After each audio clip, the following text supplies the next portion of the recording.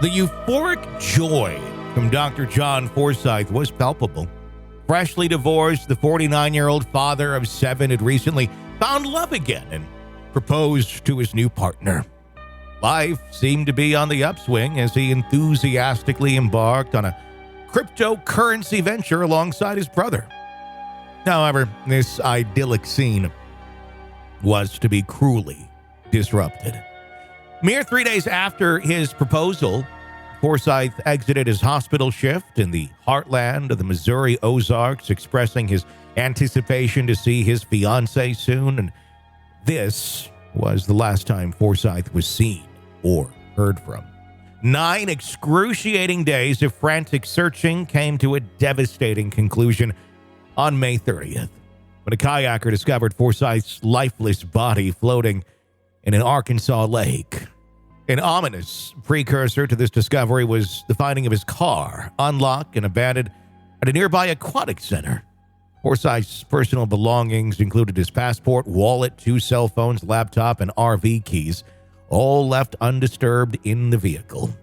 The sharp contrast to Forsyth's promising future and his sudden unexplicable disappearance left his bereaved family in a state of profound shock and longing for answers.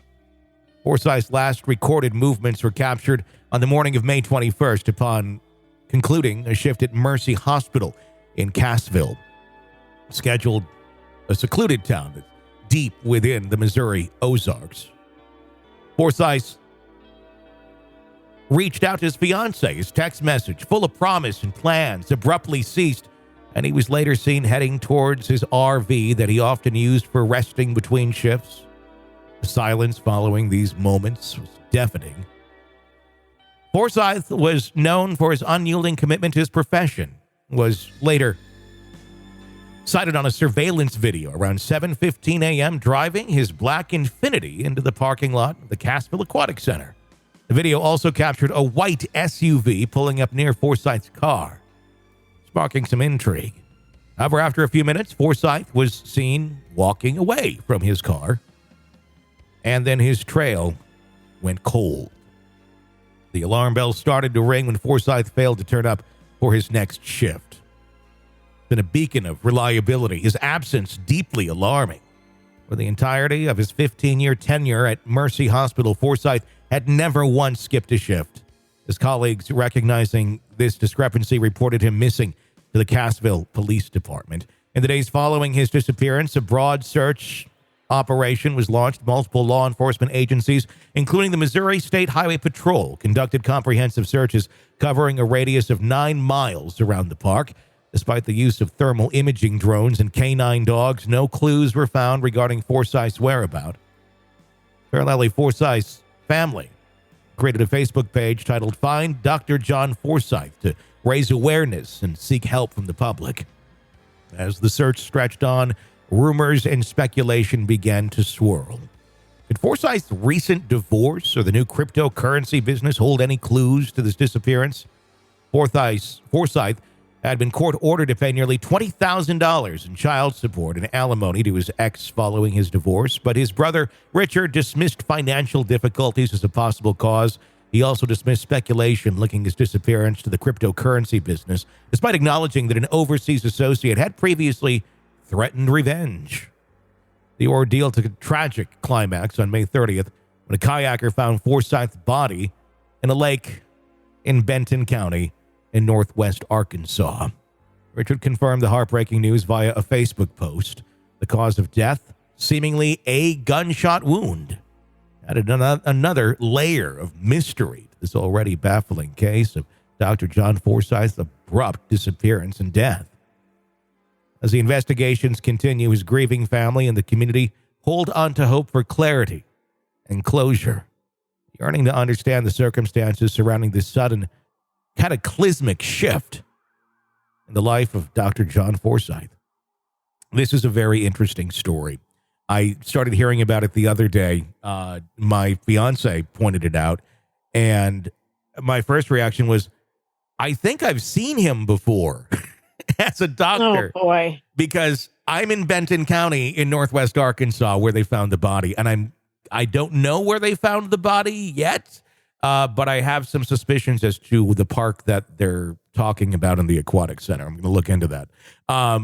But it's I swear I have a prescription bottle upstairs that he issued whatever it was to me a while back. I think he was not my primary care, but I think he was, one of those filling in one day, and I saw him for something. I don't remember what, but I swear to you, I've seen this doctor before, and I recognized him from the photos as well. That's just kind of creepy in itself, but this is a very bizarre. It almost has some of the notes of the disappearance of the woman at the Cecil Hotel. Remember that? Yes. Where the camera caught her acting kind of strange, and then she just goes off camera and never to be seen again alive. This kind of has that feel to it, where he's caught on a camera, white SUV shows up, but he doesn't get in, doesn't go away. That goes away, and then he's in his car, and eventually he walks off, seen off the camera, and we don't know exactly what happened after that. Did you see the detail? And I was reading this off of People magazine that back in February of 2022, he was previously a victim of a kidnapping. Huh? Yeah, this is according to People magazine. It said no police report was filed, but he was the victim of a kidnapping. The quote says it was cold. He was zip tied. He was made to feel very unsafe and taken on a car ride with some people to a bridge and was threatened. Richard told the outlet. So who is Richard here? The brother, I believe. Yeah. Okay. So that's part of the story that from People magazine. So it looks like somebody's got a problem with him. Well, that adds a new layer to this. Previously kidnapped. I mean, who in most of their life has ever said they've been kidnapped? Well, I have. You have? Yeah, my dad. Okay. But that's different. A little different, but yeah. Technically it was, but yeah. How many people can actually say that? Not many. Yeah. That's true. How interesting. I want to pull that up. It says Richard did not speculate who he believed would be motivated to kill his brother.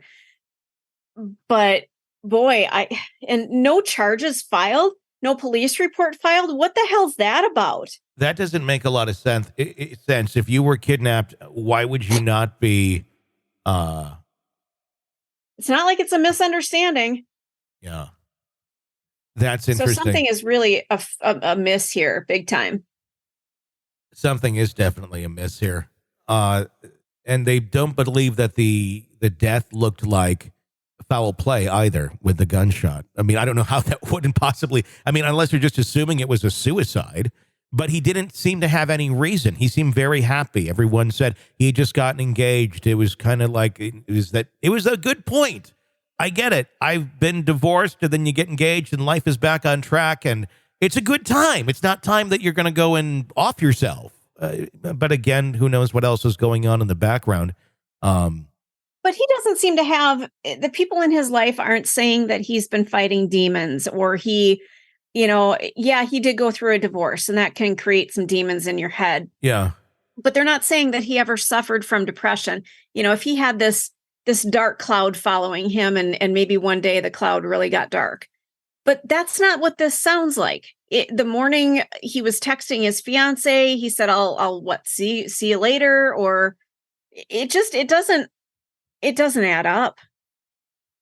There's no way he killed himself, is what his brother said. Many times he mentioned he might be in danger. In February of 2022, Forsyth was kidnapped and released, according to his brother.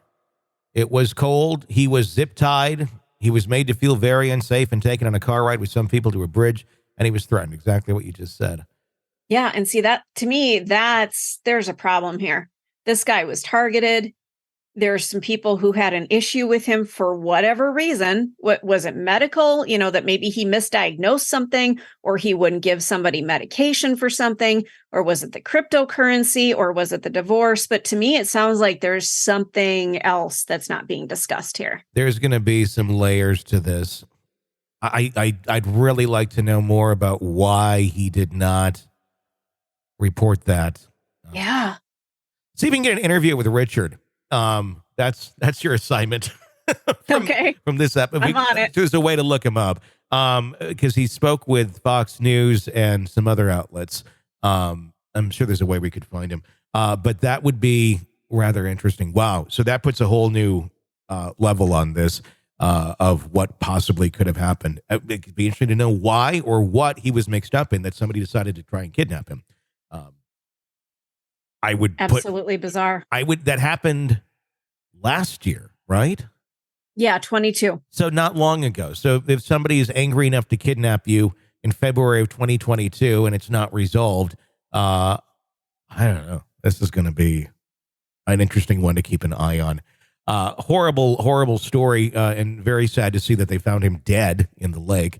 But at least at some point, the family has his body back. I don't want to say they have resolution because they don't. They don't know how or why any of this happened, but it's obviously horribly unfortunate that he's dead. But to be able to have the body, I think that's try to find some sort of weird positive out of this. That's good. Rather than sitting there waiting, wondering, without ever knowing, are they alive? Are they dead? It puts some closure to that, but there's going to be a long time that family's going to be seeking answers. Hopefully they can find some soon. There we go. Yeah, just tragic. Okay. So if you want to weigh in on this or any of the stories that we are talking about, you can certainly do so. A phone number is 888-5-KILLER, 888-554-5537 to weigh in on anything we are talking about. I'm Tony Brueski for Stacy. Stay with us.